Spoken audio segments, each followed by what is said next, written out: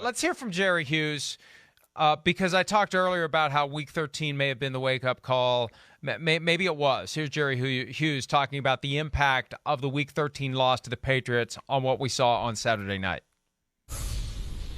You know, it was a little bit on my mind, but I think the real thing was just the disrespect Poyer and Micah got coming in here, you know, talking to everyone about football, you know, and how we do things. And so I felt like a lot of people on this team noticed that, you know, throughout the year, there's a lot of disrespect coming towards our defense. And so we felt like the only way to shut people up is to go out there and play football and let you guys sit and watch and talk, you know? And that's what we're doing right now, playing football. No, and that all traces back to the comment we made earlier about Hyde and Poyer, and I think it was Jerry Sullivan who asked, are you embarrassed after what happened or something along those lines, and they didn't appreciate the way the question was framed, and there's got to be a more tactful way to do it. But Micah Hyde, I thought for me, now, look, the touchdown pass, that's one of those moments where you're like, uh-oh, Patriots are going to have a problem tonight. But their offense was ready to answer when Mac Jones let go of the ball. Yes. I thought it was a touchdown. Yeah. The way the receiver was running, the ball was tracking, I thought it was a touchdown. And Micah Hyde comes out of nowhere. Not this one. Yeah, this is the third quarter where the game's already in hand here. This is the third quarter. Yeah. Game's over. Yeah. The one that happened at the beginning of the game, the first drive of the Patriots. Right. And it was almost like an optical illusion. Like, it's a touchdown. It's going to be 7-7. Here we go. All right, this is going to be a good game. He, shoots out of a cannon. Here it is. Shoots out of a cannon. 1st and 10 from the 34. The pump, the fire. That's a touchdown. That's a touchdown. Ball's in the ball right in his arms. Yeah. And then even after, I'm thinking, well, where's the football? Yeah. What happened? That's a touchdown. How's that not? Where's Aguilar? That was phenomenal. He didn't even get a chance to drop that baby. Yeah, you're right. Unbelievable. That's right. That was a good job by you. I know. The ball was on the money there. But that was, you're right, the first score, they went down, they scored, and you went, uh-oh, that looked easy to go down that way right there. All right, 7-0.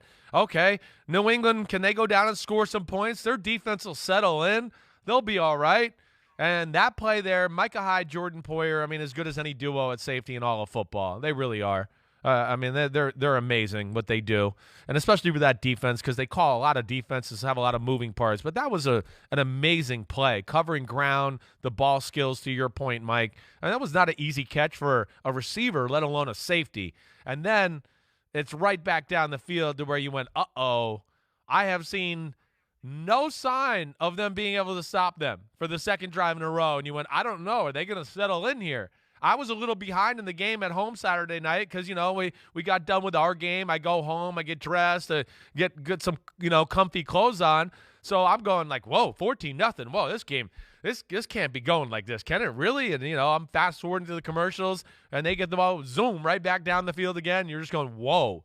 It was unreal. It was an unreal performance. It really was. And hopefully the world got to see again, because to your point, what you said earlier, there's still this faction of people that they're just hoping Josh Allen fails. Like I saw a stat during last week, Mike, talking about Josh Allen in bad weather games this year is the 40th rated quarterback in football. And they had people on the list who played one snap at the end of the game and another, and they were rated better. And I just want to go see, this is where it just, context matters. And this is a smear campaign.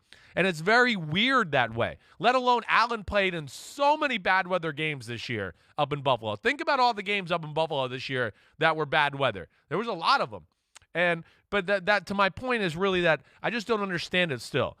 People won't get off their college evaluation.